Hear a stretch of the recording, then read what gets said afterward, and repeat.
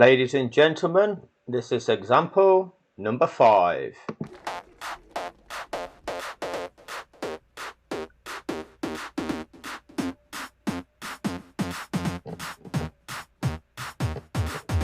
One, two, three, four, five. Everybody in the car, so come on, let's ride to the liquor store around the corner. The boys say they want some gin and juice, but I really don't wanna be a buzz like I had last week. I must stay deep, cause talk is cheap. I like Angela, Pamela, Sandra, and Rita. And as I continue, you know they're getting sweeter. Indeed, they are getting sweeter. Now, in an ideal world, all I would do, because all I'd need to do, is play 5 or 6 laps of footage and say nothing. Because just by watching it, it would prove everything I'm saying. And all the strap-on boys that want to jump up in the comment section and go, yeah, but it's not that. Yeah, but it's not that. Yeah, but what about this? Yeah, but what about all this irrelevant bullshit that they keep coming out with and thinking that they've got a point, thinking they know something.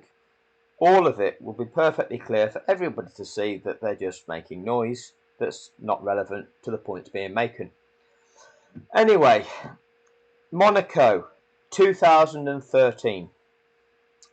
Bearing in mind, I've given 4 examples from the 2012 season, one of which I'm going to have to do again because F1 TV have had that removed from YouTube. The one that Crofty declares to the world that the safety car rules have been changed for that season, whereby the lapped cars are now released. So we're now into the 2013 season, the season after the first season where the new rules kicked in. And this is the first time where the safety car has been deployed and has been lapped cars in situ.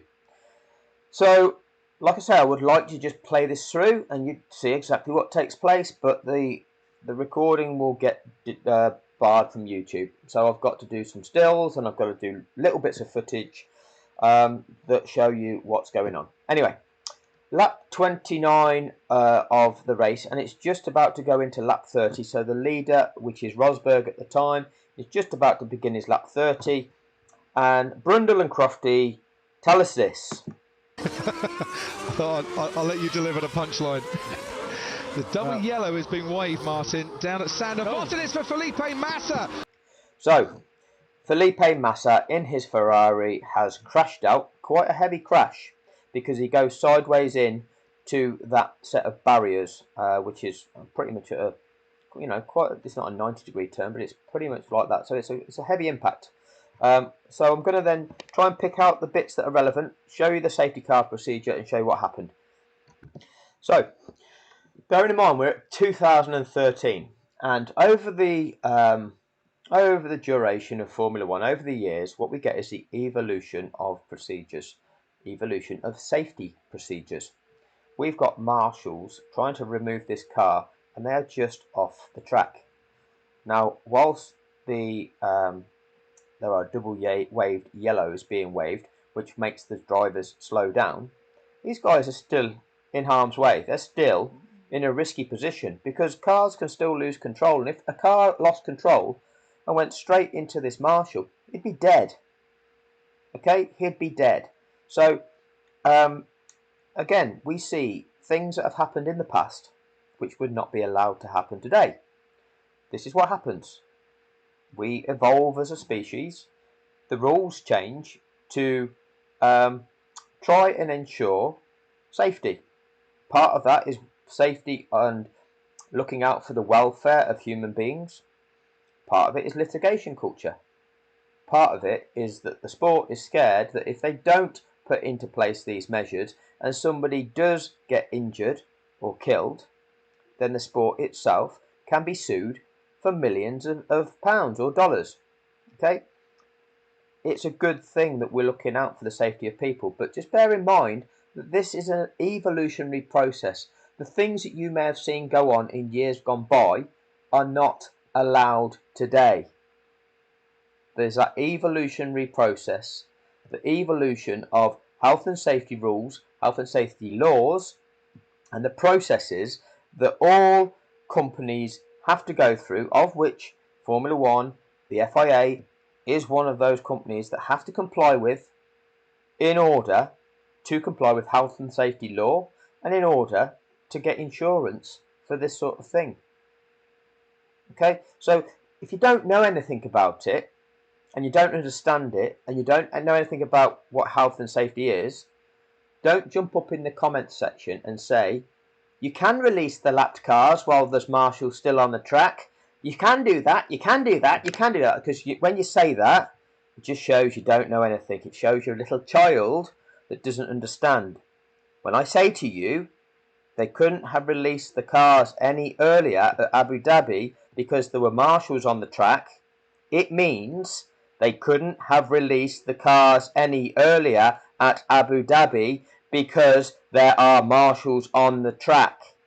So whatever you think, you might have seen a race back in 2012 where at the Australian Grand Prix, example one I gave, you might have seen a marshal on the side of the track and then the sign on the screen saying lapped cars may now overtake, and you might have gone, ah, there it is, look, there it is, look, there's a marshal on the track, there's a marshal on the track, see, you can do it, you can do it, you can do it, which is, you know, what you strap-on fans are like. And the reality is these days you can't.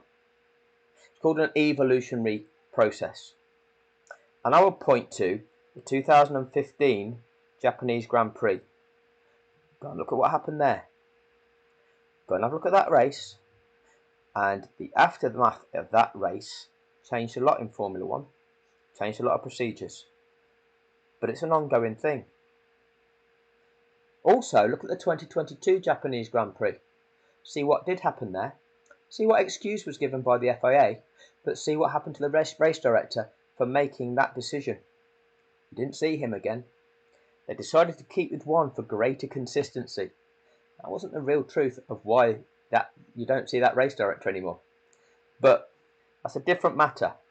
Evolutionary process of how these things are dealt with. This is what they were doing to deal with Massa's car at the Monaco Grand Prix.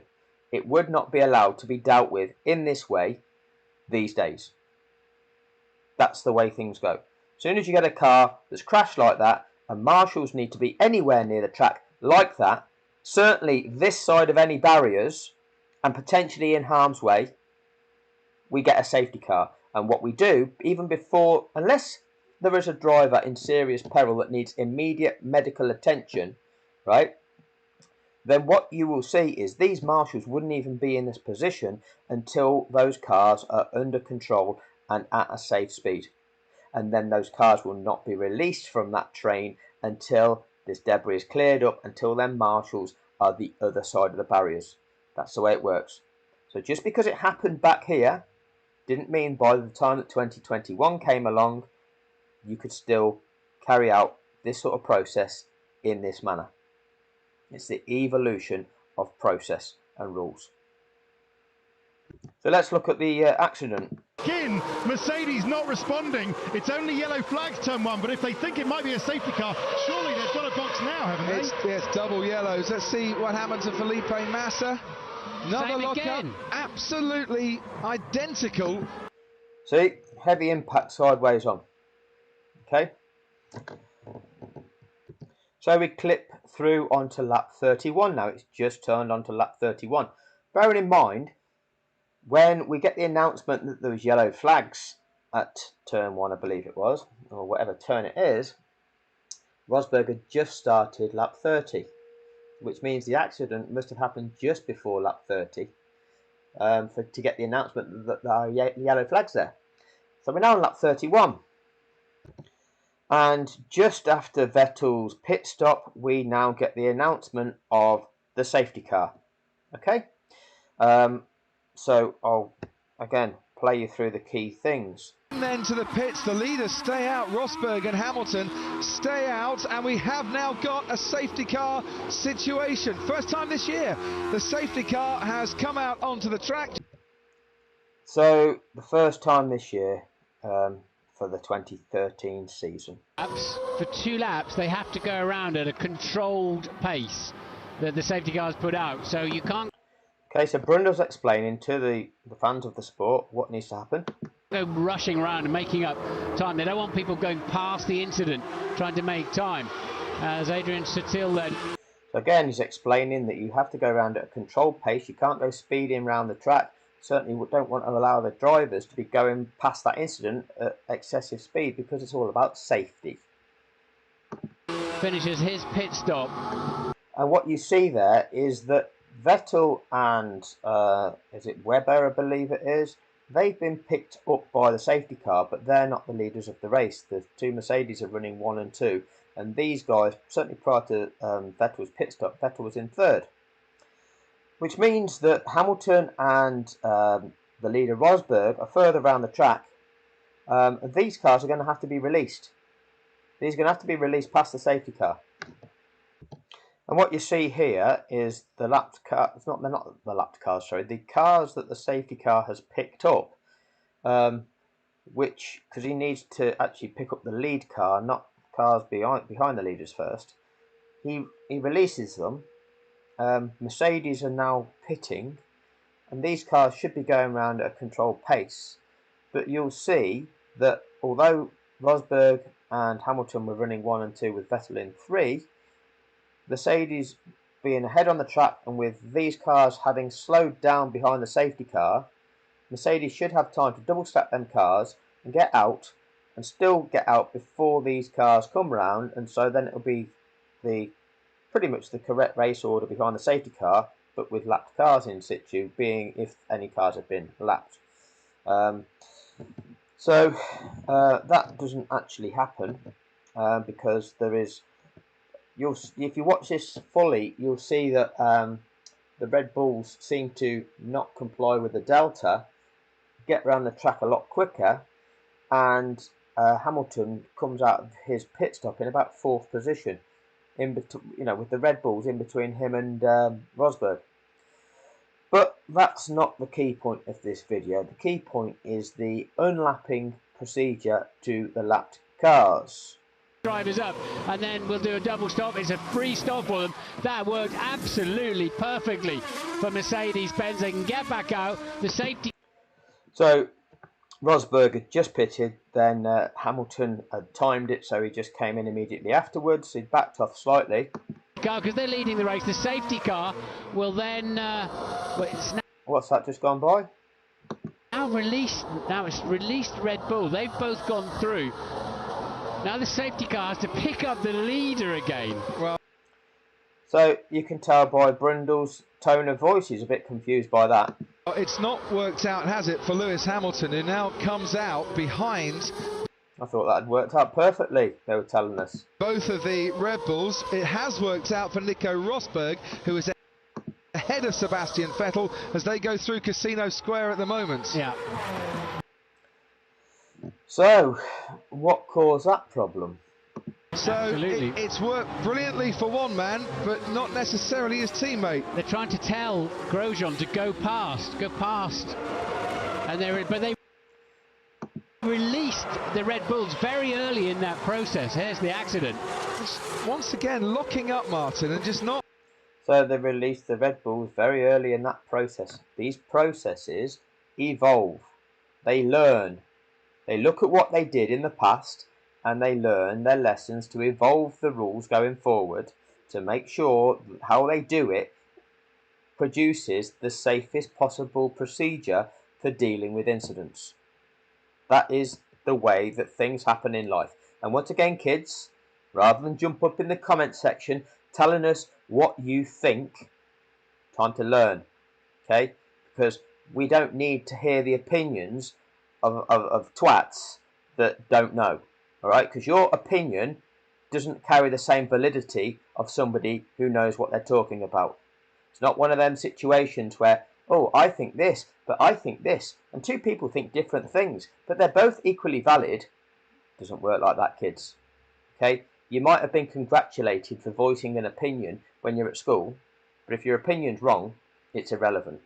You should be told, shut up. You don't know what you're talking about. Shut up. But you kids got a certificate for participation, and now you think that you've achieved something by being able to voice what you think.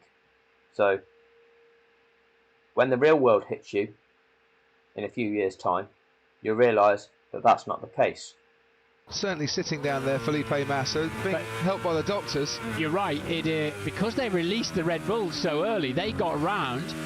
They're supposed to be at a controlled safety car pace, and it's hurt Lewis Hamilton badly. Yeah. So, this is Rosberg, and the safety car has picked up Rosberg. We're now on lap 32. And it's hurt Lewis Hamilton badly. Yeah. It's worked out beautifully for Rosberg, badly for Hamilton, because the Red Bulls were able to scamper around, and effectively they virtually were leading the race, and now the safety car got to pick them all back up again. So, we're going to be in pretty much race order, but not quite. We nearly had a different race leader. So they were released because they weren't leading the race, and they almost did become the race leaders. But, as you can see now... So again, they learn lessons to realise what point that they need to release the cars. The procedure is still in its infancy to some degree. They're still understanding the best way of doing these things. So I tell you what, the Red Bulls got round seriously quickly, considering for the first 2 laps you have to go at they get a time up on their dashboard if that system's working, which I believe it is now. For the first 2 laps, sort of the earliest time of arrival somewhere, but they soon scampered. Looking cool. Around there. Right place. So what we're seeing is footage from F1 TV of the crash site, which is what is normal when we watch a Grand Prix. If there's an incident and we're going past the incident, we're seeing it, and we didn't see that in Abu Dhabi because F1 TV barely showed us any of it. So this is the crane at that corner that lifted the car off the track. This Mercedes estate here that I'm trying to circle is the medical car. You've still got a marshal here, which you might see on track as they're going, as the safety car train is going by. But they don't release the people from that safety car train until these guys are clear of the track these days. Back then they might have done, right? Back then they probably did. But again, they realise that once a car has been released, they're going to speed up to try and scamper around that track to catch the back of the pack. So therefore, by these cars travelling faster, although they're supposed to be still travelling to a delta, they know that the drivers are going to try and make it round as quick as they can. So you do not want marshals this side of the barriers. You've got to make sure they're clear of the track before you enable the cars to go faster again. Alright, but you can see the clear up operation, the car's been shifted, but the medical car is still there, trying to deal with Felipe Massa and check that he's okay. Lap 34. So again, a bit further around lap 34, we're getting this message played through by F1 TV. Safety car lights go out, you control the pace, okay? You control the pace when the safety car lights go out. So again, lap 34, this is like preparing us as viewers to think, okay, the safety car period is going to be ending soon. Just clicked onto lap 35. So we're on lap 35 of the race, and Crofty has to say this. And the lapped cars can now overtake and unlap themselves. So lapped cars may now overtake, which is car 21, G. van der Gaard. Okay, 1 car has been lapped, and that has been, or is now being allowed to be released. And that's Guido van der Gaard. He's the only one a lap down and running in 20th place at the moment. I don't know why they What's Martin saying? What does Martin not know? bother with that. I really don't. You don't know why they bother with that. So it's been the rules. You played by them rules the entire of the previous season, which was 2012. You're now into 2013, and you're still saying you don't know why they bother with that. You've not gone and asked Charlie Whiting to explain it to you, Martin, but instead you're giving your opinion as to why they do it. You don't understand why they do it, but you're actually presenting your opinion. Note you strap-on boys, you like giving your opinion as well. without having the factual information or the understanding as to why. Okay, Martin, no wonder you like Martin. You know, you've got a similar kind of mindset. You tell us what you think. I don't give a shit what you think. This is what it is. Okay, there's a difference. They're not equally valid opinions. One is what it is, the other is your opinion based on what you think, but what you don't know. So shut up. Really don't. They brought it in. Delays this race too much. They brought it in to make sure that when we had a restart later on in the race, they brought it in to make sure that when we have a restart later on in the race, well, why do they do it now? They do it at any point in time where there's a safety car and cars have been lapped. It doesn't matter at which point in the race it is. It doesn't matter whether it's early stages. It's generally not going to be early stages because generally speaking, you're looking 20 laps or so into a race before the leaders make it round to the tail enders to start lapping them. Okay? Sometimes an incident can happen early in the race and a car end up losing time and getting lapped that way. So that occasionally happens. But more often than not, it's at least 20 laps into a race. But regardless, the procedure is carried out at any time where a safety car is deployed and cars have been lapped. It doesn't matter whether it's the middle of the race or the end of the race. The procedure is still the same. The procedure is the procedure. So your explanation of it, Crofty, is even wrong because you're explaining it using reasoning that's not the actual reasoning. Because if you're just trying to say, oh, it's for later on in the race, well, why are they doing it now then? Because your reasoning doesn't hold true, does it? So find out what it's for, educate yourself with what it's for, so that you can educate the fans with what it's for, so they don't end up being ignorant twats that don't know what they're talking about, but like to argue that they think they do, and that they think it's because of this. Shut up, dickheads. there were lap cars in between the first and second and third, they wouldn't get in the way or interfere. Well, just let them drop back then to the back of the Doesn't work like that, Martin. crocodile. We now got to wait for Van der Garde to make his way through a weaving bunch of Formula One cars and head off into the sunset. You'll see what happens with this. And theoretically, to allow him time to get to the back of the pack. So, you've just said it, Martin. Theoretically, give him the time to get to the back of the pack. You've just said it. And I'm going to repeat that. I'm going to repeat what you've just said. Your Formula One cars and head off into the sunset. And theoretically, to allow him time to get to the back of the pack. If he did that... So Martin said, this is what we've got to do, is let that lapped car get round to the back of the pack, right, theoretically. But now Crofty is explaining why Martin's hypothesis, why Martin's suggestion as to what he thinks should happen isn't right. He'd then be a further lap down, I suppose. And you'd have to rewrite the computer program on the timing screens. So what you're saying, Martin, is your suggestion is not that good. Let him drop back, so you're making sure that they're lapped an entire lap behind the competitor that they previously probably weren't that far behind. It doesn't work that way. Doesn't work that way. So we're now riding on board with this guy in the green car that is that lap runner that is then going to be passing Rosberg and the safety car. So let's just play it on. Take that into account into the next stint. It'll be difficult. Right, so we've seen him pass the safety car on lap 35 of 78.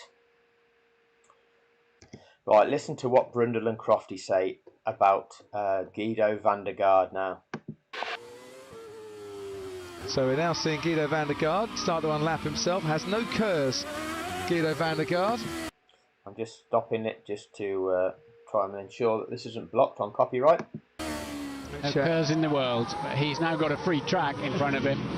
But that means we now extend the safety car period another lap, which... That means we now extend the safety car period by another lap. So you do know, Brundle. You do know that he's been released, and now we've got to do that another lap. You know it. You saw it happen 4 times in 2012. We're now doing it for the first time in 2013. Although you're objecting to it, although you're not explaining the reasons, you still know what the process is and what the procedure is. And this is in 2013.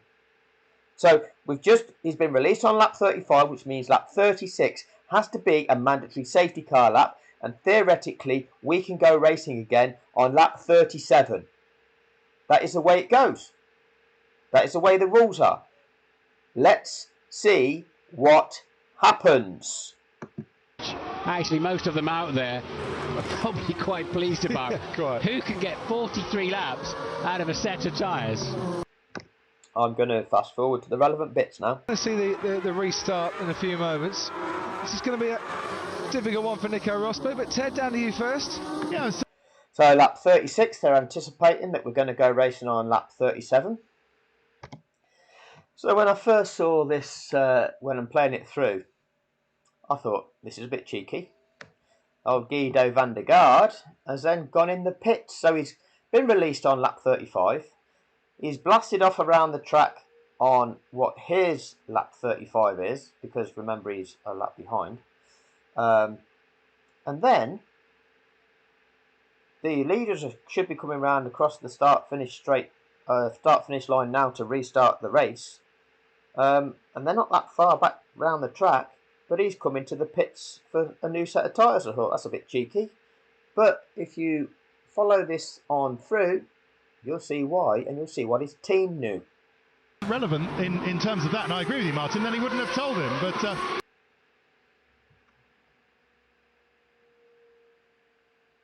I need to... I guess he was just saying, look, the trend we're seeing with your tyres was that, you know, you really did pretty much knacker them out there, and just please take it carefully. But, well, track position... So they're coming round to complete lap 36 now. So let's... are they going to get going? Well, doesn't look like the safety car's gone into the pits, does it? Position is still king, and Nico Rosberg still got track position. And it's still out there. Lewis Hamilton, I just saw him right behind Sebastian Vettel. Mark Webber. And there they are, they're on lap 37 and they're behind the safety car. It's just ticked over onto lap 37 now, theoretically, with Van der Garde released on 35. 36 was that mandatory safety car lap. They could go racing on 37. Webber, I should say, desperately trying to get a bit closer behind the safety car. He's a little bit too close on this. But what do we see here? This is the crash site. This is Massa's car. What's here down in the bottom right hand corner? It's that Mercedes estate medical car. They're not going to go racing again with a car parked on the side of the track, because if a similar accident happens to Massa's, okay, or slightly different where it comes this way and crashes into a car as opposed to a deformable barrier, somebody could die. So the consideration is not always about these are the set procedures, this is what you do. It's looking at the whole picture and seeing what is going on. The medical car is still there, hence they can't go racing. Now, these days, they probably wouldn't have even released the lapped cars knowing that that medical car was there, because them lapped cars would then be speeding around the track trying to recatch the back of the pack. And again, if they lost control and slammed into this, there could be a major accident. So they'd probably wait till this medical car got out the way before releasing them. But back then, this was the decision-making process and what happened. But the teams, Van der Garde's team must have probably realised we're not going to go racing on lap 37 because that medical car is still there. So you can come in and get a free pit stop, make it back out, and then go scampering round and catch the back of the pack, and then we'll go racing. So they knew they could pit him and it would be okay. That's the way things are. Learn about what's going on. And it just pans out, and there you've got the medical car, you've got a stretcher there. Okay? You can't go racing again with that where it is. That's the way it is. 13 minutes we've been running behind the safety car. This will be where Jenson Button got his place back on Sergio Perez. 13 minutes so far we've been running behind the safety car. How long do these things take? They take some time, don't they? And how long will they wait? Yeah, Jenson's stuck to the circuit, basically. Yeah. So this bit, I'll just play that a bit soon. Here we go. So 13 minutes behind. What car is that? The safety car. That's the medical car. So there you go. The commentators themselves, they don't know enough. They didn't know enough to realise that you're not going to go racing with that medical car still on track. They didn't point that out to fans as they were going past the scene. Instead, they were saying, oh, we think we're going to go racing soon. Oblivious to procedures, oblivious to the necessary mandatory safety procedures that they're not educating the fans about. These fans that come up thinking they know things that they don't. But look at what's happening. Look at what's real, and look at the words that they're saying which don't hold true. Them suggesting that you can go racing. Do we go racing? No, we didn't. So them saying that you can doesn't mean you can. Let's look at what actually happens and look at why what actually happens. Because there are reasons, and I am telling you those reasons, but you don't want to hear them reasons because you want to go, oh, well, Brundle says we could have gone racing, so we could have gone racing. No, no, no. That's not how these things work, dickheads. No, no, no, because Brundle says you don't have to release the lap cars. And it's not for sporting fairness, it's so that they get out of the way of the race between the leaders. Shut up, dickheads. You don't know what you're talking about. End of lap 37 as the safety car peeled off to go into the pits. Let's have a look. Sounds very encouraging, I would say, that message. Just a bit. And it's almost... Nico wants... No! Lap 38. We've gone on to lap 38 and still behind the safety car. Bearing in mind, Massa went into that barriers. A roundabout is lap 29. Rosberg was just going on to lap 30 at that point in time. We're now on lap 38. How many laps are we losing in this race? Okay, they're short laps. They are short laps. And also, a medical car has been out. It wasn't just a clear case of lifting the car off the track, although the crane was right there. There was a crane actually sighted on that corner, so that lift-off operation was quick. There wasn't too much debris to have to clear up. They would have had to check the barriers. Okay, so that would have taken time. But that medical car was there, so that does prolong the process. But look at how many laps have gone. It's not straightforward. And so we're on lap 38 of 78. 8 full laps after the incident, and we get the message safety car in this lap. Let's have a look to see if they say it, because you can see it on screen at the bottom there. Race control safety car in this lap. So safety car coming in this lap then, and we can get racing again at half distance in this Monaco Grand Prix. So it's difficult. Okay, I'm going to just play it through. Well, I'm going to try and see if they show us any footage of Van der Merwe's car and see where he actually ends up on the restart. I don't know if they will, but I'm going to fast forward it through so that again it minimises the chance of this being blocked on copyright. Yes, as Rosberg just backs them up a little bit, lets the safety car away, and the safety car. So the safety car peels into the pit. I don't know if it will show us the back of the pack as to see whether the lap car, I think I've called him Van der Merwe, but they use that name as the driver of the medical car. So I've got that bit wrong, but it's Van der Gaard, who is the driver of that green car. That we'll see if we can see him at the back of this pack. We may or we may not, I don't know. car now goes and we can get racing again as they stream through Rascasse and on towards Anthony Noakes. It's Nico Rosberg who leads this Monaco Grand Prix. Always bear in mind what we're seeing. We're seeing the cars pretty much nose to tail in the correct order. First, second, third, fourth, fifth, sixth, seventh, eighth, ninth, 10th, all the way down to the last remaining competitor. It happens every single time. Since 2012, that's the way it will be. The only time that will not happen is if a car takes a pit stop during this procedure beyond the window which they effectively are allowed to be released and get themselves up. Then at that point in time, they're not eligible to be released. But as long as they don't do that, which they won't do unless it's an emergency procedure, right, then these cars will always be released. They'll always be given at least one full lap with which to try and attempt to catch the back of the pack. In this case, this guy was released on lap 35. We didn't go racing on lap 37.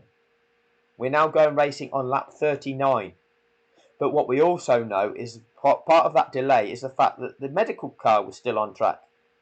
These are all factors. And as I say, these days, they probably would not even release the lapped cars whilst the medical car is still on track. They would wait for that to get out of the way, to clear the track and the track to be fully safe before they even release those lapped cars. So don't you think that this is an example of being allowed to release the lapped cars at any stage? It's not. Remember, kids, it's the evolution of the process and the development of their understanding as to what is required for the safe procedures and processes that they must go through. Anyway, let's have a look. So far so good for the man out in front. Down the main straight we go. And look. They're not showing it, but I'm going to see if it shows us it in a bit. Wait there. I think the best I can do is this graphic on the side of the screen here, which has got the gaps between all the competitors. So Rosberg the leader, Vettel in second. Now, you know, we've gone over the start-finish line, and this is the gaps between where they are. So Vettel at plus 0.9 of a second, Webber at plus 1.5. This is the distance back from the race leader. Okay. So half a second there, half a second there, about less than a second, but a second, you know, half a second there, half a second there, half a second between these competitors. Approximately, that's what you've got between the second and half a second, all the way down. And here we are, 20th. 19th is 13 seconds behind Rosberg. 20th is 13.5 seconds. So he had caught the back of the pack. He had caught the back of the pack. So Charlie Whiting is doing this procedure and he's enabling the released cars, the released lapped cars to make it round to the back of the pack, or at least fairly close to that, and then enable racing to restart. Happens time and time and time again. Now, the 2012 regulations don't specify that the safety car will stay out there and complete one additional lap. It doesn't state that. Okay, so I think that's something they brought in just as a way of trying to speed things up, but it's still at least one lap, and it's still a case of race director has overriding authority as to whether or not he chooses to keep it out there for an additional lap beyond that. Okay, so this is what it is. This is what it is for. There always has to be a reason. You don't just have random rules for no purpose whatsoever. There's a reason. And it's not the reason that Brundle and Crofty are telling you it is, so that they get out of the way of the race between the leaders. And the next video will evidence that in its entirety. The next video, number 6, will completely evidence everything I've just said. So look out for the next one, part 6 of the Safety Car for Dummies series. It will be the 2013 German Grand Prix, and you will see in its entirety the purpose of the rules. See you next time, you crazy kids.